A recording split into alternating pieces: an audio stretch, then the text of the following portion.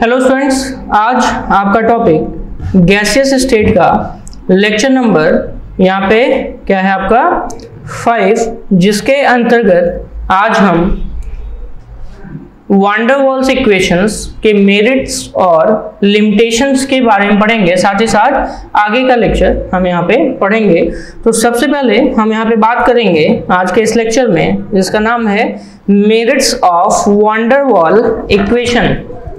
Heading है आपका, वो है merits of van der Waal equation.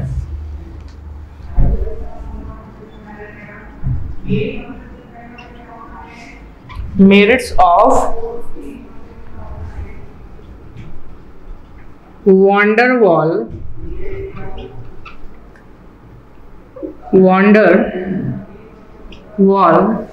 Equation यानी कि वान डेर वाल इक्वेशंस के कुछ मेरिट्स हैं, यानी कि इनके कुछ विशेषताएं हैं। वो विशेषताएं क्या हैं, इनके बारे में बात करेंगे। सबसे पहला है वो है van der Waals equation holds good for real gases up to moderately high pressures. ठीक है, यानी कि अगर हम देखें तो van der Waals equation holds good for it holds good for real gases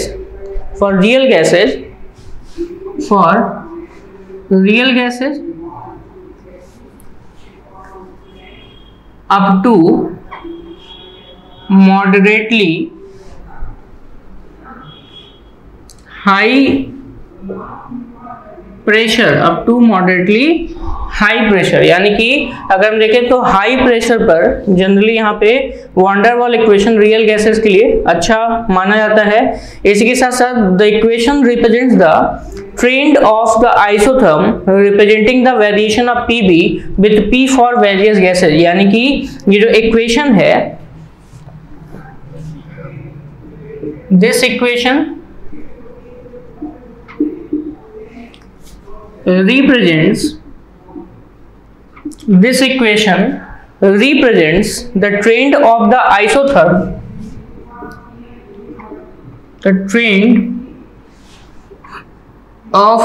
isotherm मतलब ऐसा ग्राफ जो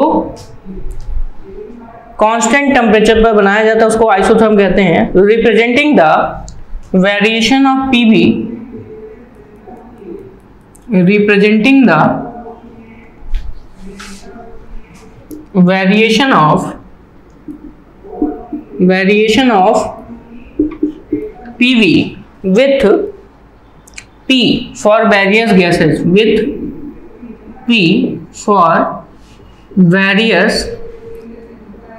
यानी कि इसके द्वारा हम आइसोथर्म, वो भी कौन सा, PV और P का आइसोथर्म आसानी से रिप्रेजेंट कर सकते हैं। ठीक है, इसी के साथ साथ अगला है from the van der Waals equation it is possible to obtain expressions of Boyle's temperature, critical constant and inversion temperature in terms of van der Waals constant A and B, यानी कि वान डेर वाल इक्वेशन द्वारा Boyle's temperature, inversion temperature और critical constant का relation निकालना संभव हो पाया है। ठीक है, यानी कि अगर हम देखें तो it is possible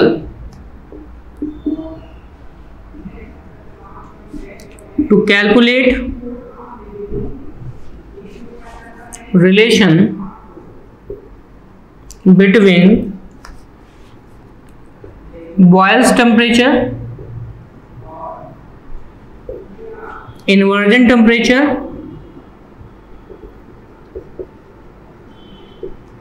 and critical constants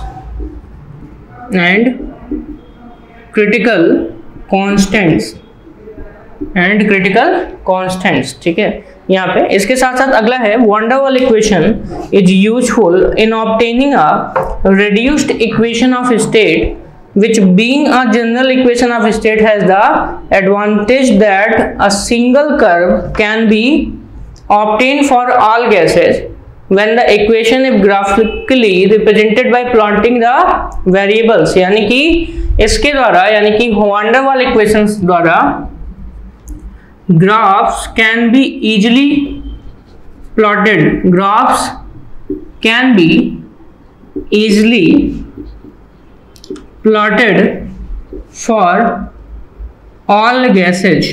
ठीक है, इसका सिंपल सा मतलब ये समझिए कि लगभग सभी गैसों के लिए हम जनरली आसानी से ग्राफ्स को प्लॉट कर सकते हैं, बना सकते हैं। लिमिटेशंस की अगर हम बात करें तो जैसा कि आपने अभी देखा कि वान डेर वाल इक्वेशन सिर्फ और सिर्फ high pressure, moderately high pressure के लिए क्या होता है, अप्लाई होता है, और ये अत्यधिक हाई प्रेशर और अत्यधिक कम टेम्परेचर पर इसको हम अप्लाई नहीं कर सकते। यानी कि अगर देखा जाए तो टू लो टेम्परेचर और टू हाई प्रेशर पे ये आपका लिमिटेशन शो करता है। ठीक है, तो नेक्स्ट टॉपिक है वो है आपका लिमिटेशंस, यानी कि वान डेर वाल इक्वेशंस के लिमिटेशंस। मेरिट्स के बाद अब आप पढ़ेंगे यहाँ पे वो है लिमिटेशंस, यानी कि वान डेर वाल इक्वेशन की सीमाएं, जिसमें सबसे पहला है shows deviation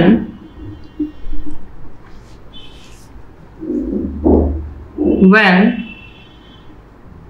too much temperature and too much pressure is applied। यानी कि अगर हम देखें तो वान डेर वाल इक्वेशन जो है ये इसकी लिमिटेशंस क्या है कि अत्यधिक टेम्परेचर पर, यानी कि अत्यधिक कम टेम्परेचर पर, और साथ ही साथ तो यहाँ पे आपका जो ये आपका वान डेर वाल इक्वेशन है बहुत ही कम ताप पर, यानी कि टू मच टेम्परेचर, यानी कि टू मच लो टेम्परेचर, यहाँ पे मुझे लिखना था, ये ध्यान रखिएगा, टू मच लो टेम्परेचर, बहुत ही कम ताप पर और साथ ही साथ बहुत ही अत्यधिक प्रेशर पर ये क्या करता है, डेविएशन शो करता है। यानी कि बहुत ही कम ताप पर और बहुत ही अत्यधिक प्रेशर पर ये क्या करता है, डेविएशन शो करता है। इसी के साथ साथ अगर हम देखें तो value of van der Waal constants A and B do not remain constant over the entire range of temperature and pressure. यानी कि अगर हम वैल्यू की बात करें, value of constants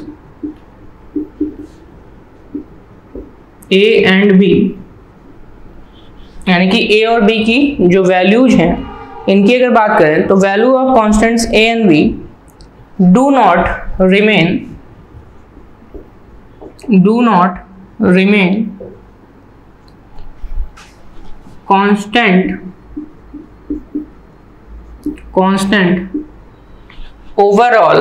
constant over the entire range of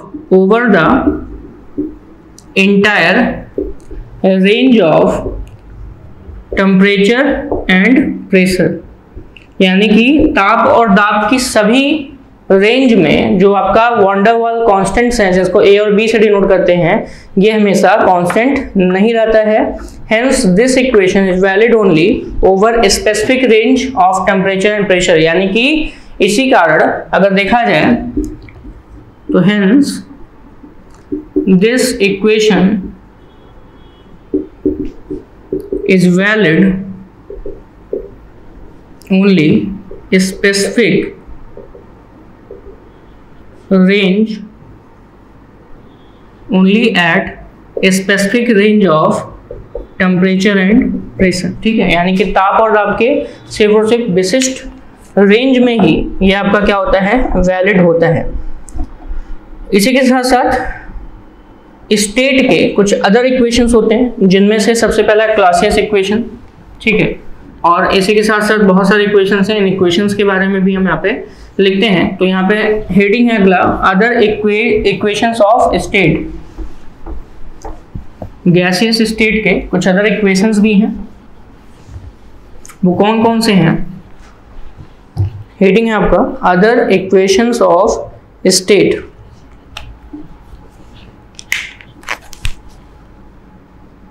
other equations of state, जिसमें से सबसे पहला है वो है क्लॉसियस इक्वेशन। सबसे पहला वो है क्लॉसियस इक्वेशन। सबसे पहला क्लॉसियस इक्वेशन। दूसरा है वो है बर्थेलोट इक्वेशन। दूसरा है बर्थेलोट इक्वेशन। तीसरा है आपका वो है वोल इक्वेशन। वोल इक्वेशन। चौथा है आपका जिसे हम डाइइटेरेसी इक्वेशन का नाम देते हैं। डाइइटेरेसी इक्वेशन का, इटेरेसी इक्वेशन का नाम देते हैं। क्लॉसियस इक्वेशन की अगर हम बात करें तो ऐसे समय में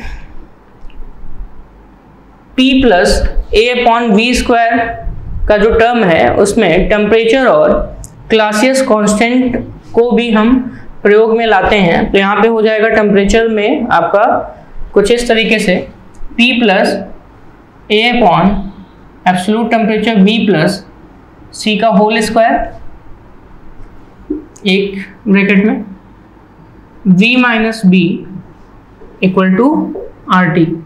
ये क्या है आपका Clausius equation. P plus A/T V plus C का whole square V minus B equal to RT, और जहां पे C क्या है,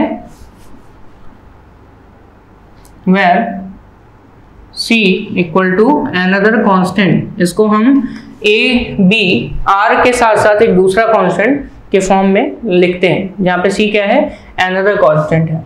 बर्थेलोट इक्वेशन की अगर हम बात करें तो यहां पर P plus A/T V² V minus B equal to RT। ठीक है। बर्थेलोट इक्वेशन जो है, बर्थेलोट इक्वेशन जो है उसमें absolute temperature into volume square है। ठीक है। और यहाँ पे वॉल्यूम प्लस C जो कांस्टेंट है जिसे हम जनरली क्लॉसियस इक्वेशन का कांस्टेंट कहते हैं। ठीक है। वोल इक्वेशन की अगर हम बात करें तो वोल इक्वेशन में P equal to RT/V minus B, P equal to RT/V minus B minus A/V bracket में V minus B minus A/V bracket में V minus B plus C/V²। ये आपका किसका इक्वेशन है, वोल इक्वेशन यहाँ पे है। ठीक है। वोल इक्वेशन हो गया, बर्थेलोट इक्वेशन, क्लॉसियस इक्वेशन। ठीक है। इसी के साथ साथ अगला है डाइइटेरेसी इक्वेशन, जिसमें P equal to RT/V minus B, RT/V minus B के साथ एक्सपोनेंशियल के टर्म में यहाँ पे कुछ वैल्यू दी गई है, एक्सपोनेंशियल माइनस A/RTB। ठीक है। ये आपका किसका इक्वेशन है, डाइइटेरेसी इक्वेशन आता है। तो ये आपके अदर इक्वेशंस ऑफ स्टेट हैं, जिसके बारे में जनरली आपसे ऑप्शंस बना के पूछ सकता है कि क्लॉसियस इक्वेशन किसे कहते हैं। ठीक है। बर्थेलोट, वोल और डाइइटेरेसी इक्वेशन किसे कहते हैं, यानी कि ऑप्शंस के अंतर्गत आपसे यहाँ से पूछ सकता है। इसी के साथ साथ अगला है जिसे हम कहते हैं कैमरलिंग-ओन्स इक्वेशन। अगला है कैमरलिंग-ओन्स इक्वेशन। नेक्स्ट है कैमरलिंग-ओन्स इक्वेशन।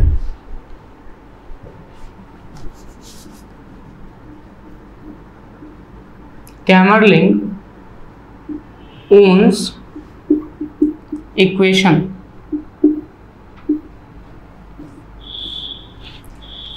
अगर कैमरलिंग-ओन्स इक्वेशन की हम बात करें तो it is the most general expression as equation expresses PV as a power series of P at a given temperature, यानी कि दिए गए ताप पर प्रेशर के लिए पीबी का एक सीरीज यहाँ पे मिलता है, और इस इक्वेशन को हम जनरली सबसे सेटिस्फैक्टरी इक्वेशन का नाम देते हैं। यानी कि जितने भी 4 इक्वेशंस आपने पढ़े हैं उसमें से ये जो इक्वेशन है बहुत ही सेटिस्फैक्टरी इक्वेशन कहा जाता है, जहाँ पे यहाँ पे क्या करते हैं हम टेम्परेचर का, यानी कि गिवन टेम्परेचर पर प्रेशर का एक सीरीज बनाते हैं, और Pv इक्वल टू यहाँ पे कुछ इस तरीके से फॉर्मूला मिलेगा, Pv equal to A plus Bp plus CP square plus DP cube and so on. यानी कि ऐसे ही ये वैल्यू बढ़ती जाती है। पहले में आपको यहाँ पे प्रेशर इसके साथ मल्टीप्लाई नहीं है, दूसरे में प्रेशर की पावर 1, तीसरे में प्रेशर की पावर 2, चौथे में प्रेशर की पावर कितनी है 3 है, ऐसे ही एंड सो ऑन बढ़ता जाता है। तो ये एक तरीके से अगर देखा जाए तो पावर सीरीज ऑफ P कहलाता है, पावर सीरीज ऑफ P का मतलब यहाँ पे प्रेशर से है, इसको हम क्या कहते हैं पावर सीरीज ऑफ प्रेशर का नाम देते हैं, जहां A B C D आपके क्या हैं, इनको हम फर्स्ट सेकंड थर्ड कोफिशिएंट्स का नाम देते हैं, वायरियल कोफिशिएंट का नाम देते हैं। इसको हम जनरली क्या कहते हैं वायरियल कोफिशिएंट्स का नाम देते हैं इसे, जिसमें क्या है A हो गया, B हो गया, C हो गया, ठीक है, एंड सो ऑन जितने भी हैं ये सब वायरियल कोफिशिएंट कहलाते हैं, जो कि डिफरेंट गैसेज के लिए क्या होते हैं डिफरेंट होते हैं। इसी के साथ साथ at very low pressure first virial coefficient कितना होता है RT के बराबर होता है, A इक्वल टू किसके बराबर होता है RT के बराबर होता है। अगला है वो है आपका क्रिटिकल स्टेट, ठीक है, अगला है आपका क्रिटिकल स्टेट। चलिए नेक्स्ट हेडिंग है जिसका नाम है क्रिटिकल स्टेट।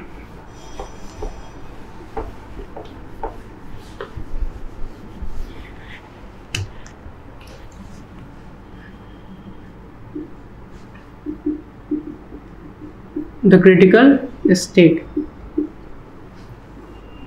क्रिटिकल स्टेट्स की अगर हम बात करें तो a state for every substance at which the vapour and liquid states are indistinguishable is known as a critical state. A state for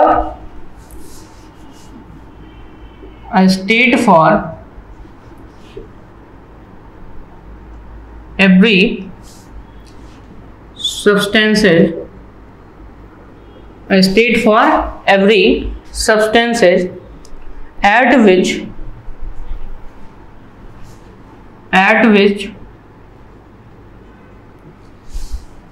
vapor and liquid states are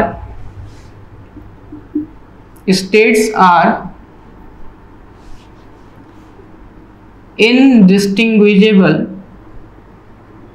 मतलब इसका ये होता है कि एक ऐसा स्टेट सब्सटेंस का जिस पर जितने भी सब्सटेंस होते हैं उनके लिक्विड और वेपर स्टेज को हम डिफरेंशिएट नहीं कर सकते हैं, उसे हम क्या कहते हैं क्रिटिकल स्टेट का नाम देते हैं, is known as critical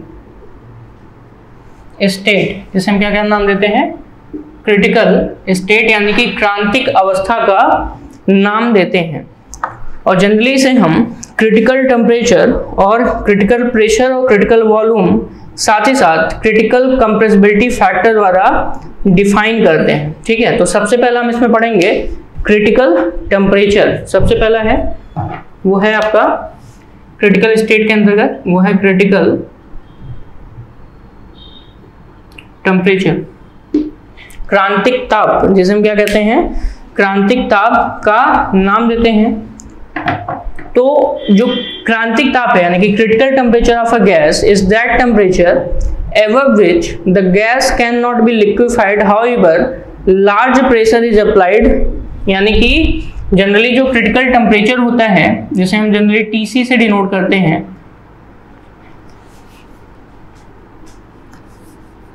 the temperature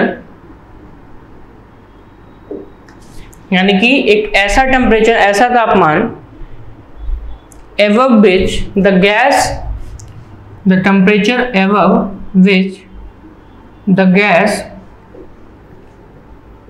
cannot be liquefied,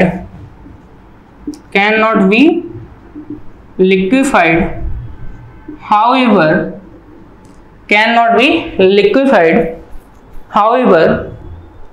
large pressure is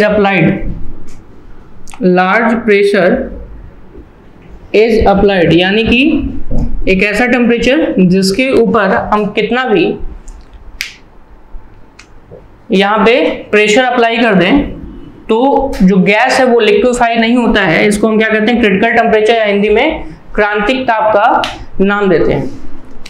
क्रांतिक ताप और गैस कांस्टेंट्स में जो रिलेशन है, इसकी अगर हम बात करें तो इसके अंतर्गत generally TC equal to 8A/27 RB का रिलेशन मिलता है, यानी कि गैस कांस्टेंट्स A और B, और यहाँ पे यानी कि जो वान डर वाल्स इक्वेशन के कांस्टेंट्स हैं A और B, गैस कांस्टेंट जिसे हम R से डिनोट करते हैं, और साथ ही साथ क्रिटिकल टेम्परेचर में जो रिलेशन होता है उसको हम यहाँ से दिखा सकते हैं, TC equal to 8A/27 RB के नाम से जानते हैं। नेक्स्ट है आपका क्रिटिकल प्रेशर, जिसे हम क्रांतिक दाब का नाम देते हैं। गैसेस स्टेट के इस क्रिटिकल स्टेट टॉपिक के अंतर्गत हमको बहुत सारे यहाँ पे critical temperature, critical pressure, critical volume और साथ ही साथ क्रिटिकल कंप्रेसिबिलिटी फैक्टर के बारे में पढ़ना है, जिसमें से सबसे पहला हमने पढ़ा भी क्रिटिकल टेम्परेचर। क्रिटिकल टेम्परेचर एक ऐसा टेम्परेचर जिसके ऊपर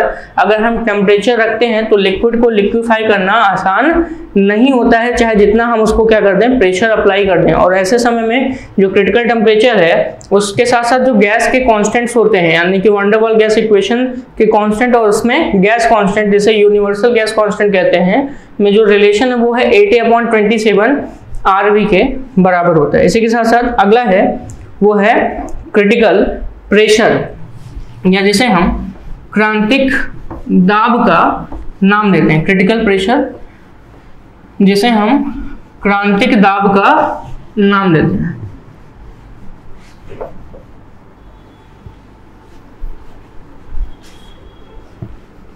क्रिटिकल स्टेट के अंतर्गत अगला है critical pressure.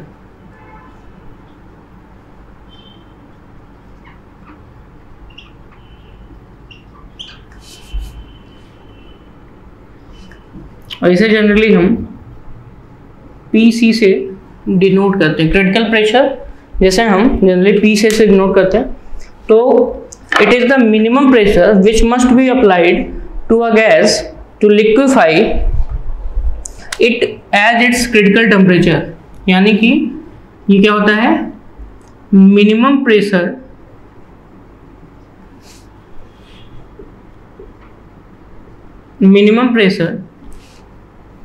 which is applied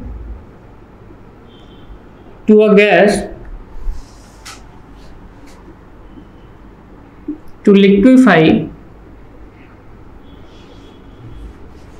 it at critical temperature, यानी कि अगर क्रिटिकल टेम्परेचर पर हम कुछ ऐसा मिनिमम प्रेशर अप्लाई करते हैं जो गैस को क्या कर देता है, लिक्विफाई कर देता है, तो उस टेम्परेचर पर यानी कि क्रांतिक ताप पर, क्रिटिकल टेम्परेचर पर अप्लाइड मिनिमम प्रेशर क्या कहलाता है, क्रिटिकल प्रेशर कहलाता है, यानी कि उसे हम क्रांतिक दाब का नाम देते हैं। और जो PC है it will be equal to A/27B², यानी कि क्रिटिकल प्रेशर और वान डर वाल्स कांस्टेंट में रिलेशन आपका गया था A/27B²। नेक्स्ट है आपका critical volume.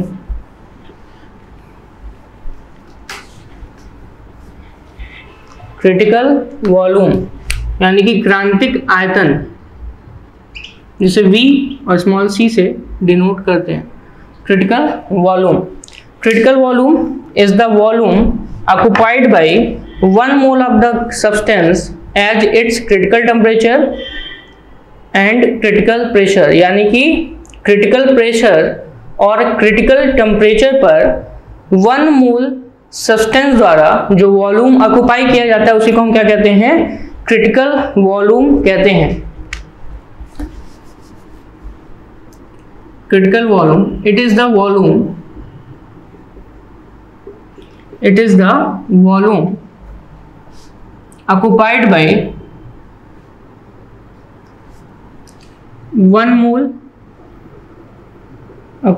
1 mole of the substance, 1 mole of the substance, it is the volume occupied by 1 mole of the substance at its critical temperature and critical pressure, TC and PC। ठीक है, ऐसे को हम क्या कहेंगे, critical volume का नाम देते हैं। और क्रिटिकल वॉल्यूम और वान डेर वाल इक्वेशंस में जो रिलेशन है वो आपका है VC इक्वल टू 3V। कितना है, VC इक्वल टू 3V, ये आपका रिलेशन है। इसी के साथ साथ अगला है जिसे हम कहते हैं क्रिटिकल कंप्रेसिबिलिटी फैक्टर। अगला है जिसे हम क्या कहते हैं, क्रिटिकल कंप्रेसिबिलिटी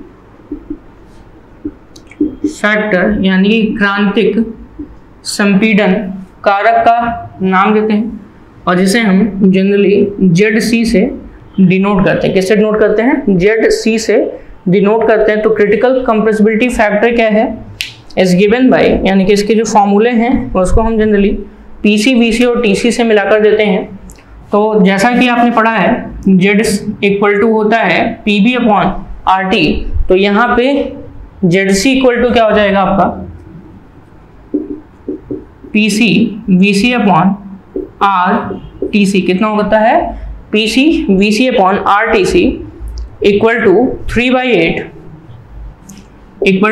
3/8 और इसको सॉल्व करेंगे तो 0.375, कितना 0.375। यानी कि अगर हम कंप्रेसिबिलिटी फैक्टर का क्रिटिकल कंडीशन देखें तो एक गैस वान डेर वाल गैस की तरह बिहेव तभी करेगी जब इसका क्रिटिकल कंप्रेसिबिलिटी फैक्टर 0.375 के बराबर होगा। यानी कि क्रिटिकल कंप्रेसिबिलिटी फैक्टर किसी गैस का अगर 0.375 के बराबर है तो ही आप उस गैस को वान डेर वाल गैस यानी कि रियल गैस के टर्म में लिख सकते हैं। ठीक है, इसी के साथ साथ a substance is the gaseous state below TC is called vapour and above TC is called gas. यानी कि क्रिटिकल टेम्परेचर के नीचे जनरली हम गैसियस स्टेट में उपस्थित सब्सटेंस को वेपर कहते हैं। ठीक है, यानी कि a substance in the gaseous state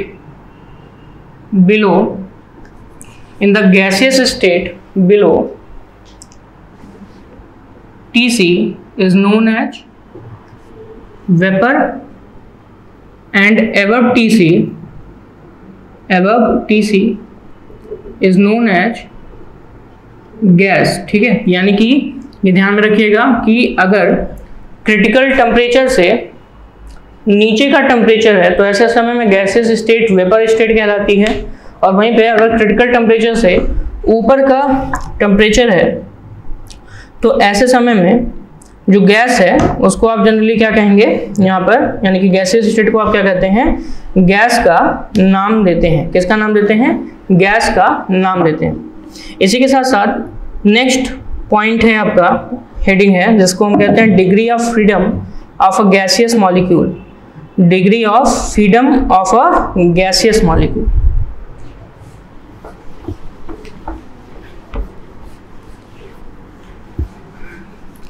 अगला हेडिंग है degree of freedom.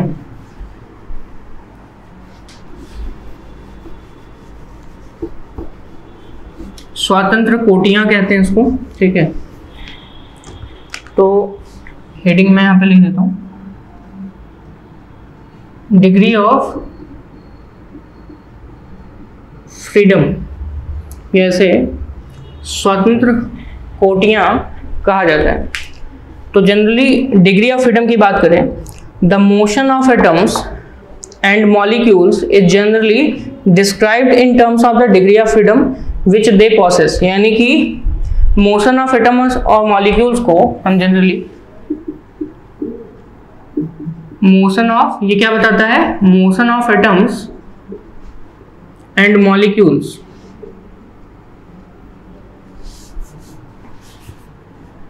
Can be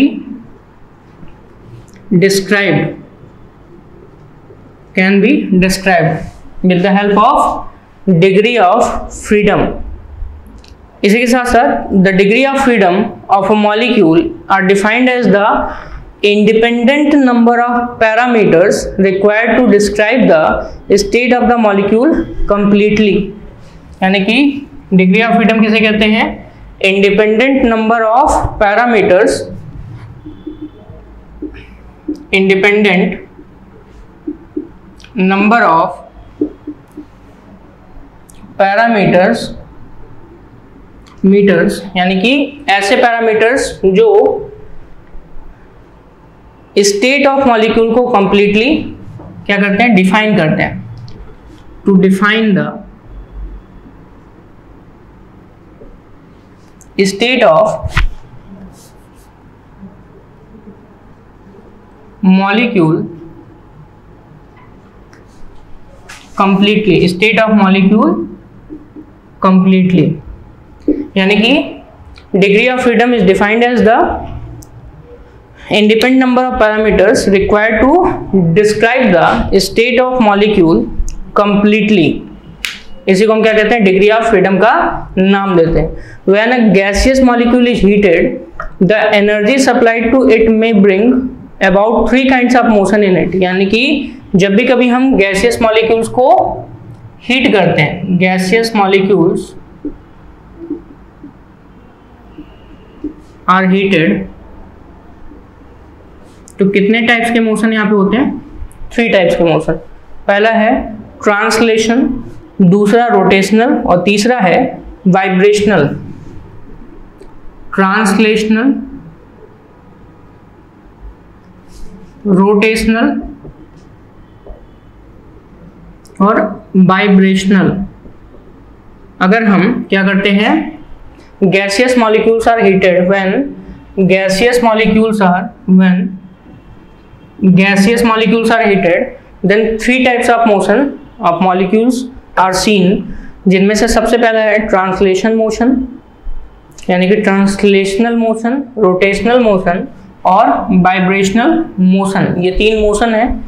इसी के साथ साथ अगर हम देखें तो ट्रांसलेशनल मोशन स्थानांतरित गति, रोटेशनल घूर्णन गति और इसी के साथ साथ वाइब्रेशनल जिसे हम कंपन गति का नाम देते हैं।